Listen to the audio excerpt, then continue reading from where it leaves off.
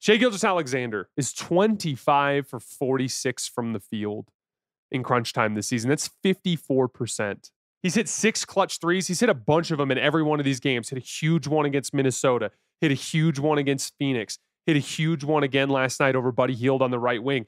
He's just getting into his bag, and he can either go to that little pound dribble with his left hand, step back, or that like little side step with his going towards his right, like the one he hit over Buddy Hield.